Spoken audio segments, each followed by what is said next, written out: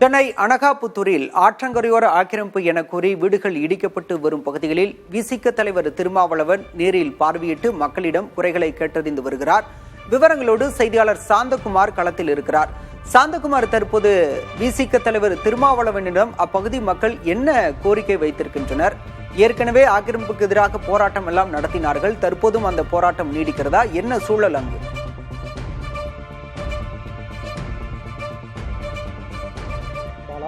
சென்னை பல்லாவரம் அடுத்திருக்கக்கூடிய அனகாபத்தூர் ஆற்றங்கரையோரம் பகுதியில் கிட்டத்தட்ட 700க்கும் மேற்பட்ட குடியிருப்பு வாசிகள் வசித்து வருகின்றனர்.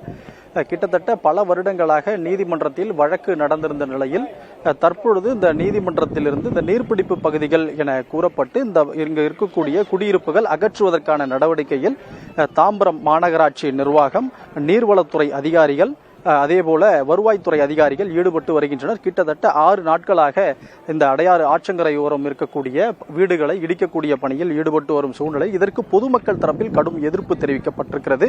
இங்கு இருக்கக்கூடிய குடியிருப்புகள் நீர்பிடிப்பு பகுதியில் 1987ஆம் ஆண்டு இருக்கக்கூடிய அரசு ஆவணங்களில் கல்லாங்குத்து புறம்போக்கு என இருப்பதாக பகுதி மக்கள் தெரிவிக்கின்றனர். தற்பொழுது அது தண்டுக்கரை என்று மாற்றப்பட்டு இந்த வீடுகள் தற்பொழுது நீர்பிடிப்பு பகுதி கூறி இடிக்கப்பட்டு வருவதாக ஒரு குற்றச்சாட்டை முன்வைக்கிறார்.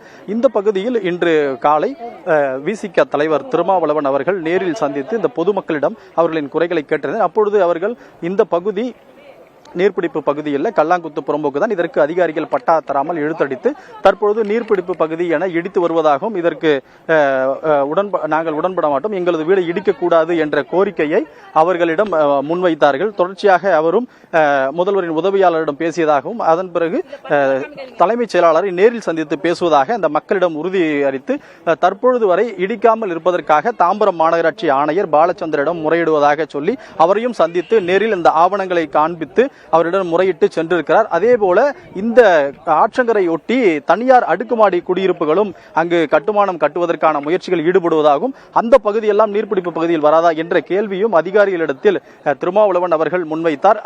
அதன் அடிப்படையில் இந்த அதிகாரிகள் அவரிடம் பதிலளித்தனர். தற்சமயம் அவர் தலைமைச் செயலகத்தில் தலைமைச் செயலாளரை சந்தித்து இங்கு வீடுகள் இடிக்கப்படுவது குறித்த அவர்களிடம் பேசிவிட்டு மீண்டும் இந்த மக்களை சந்திப்பதாக சொல்லிவிட்டு சென்றிருக்கிறார்.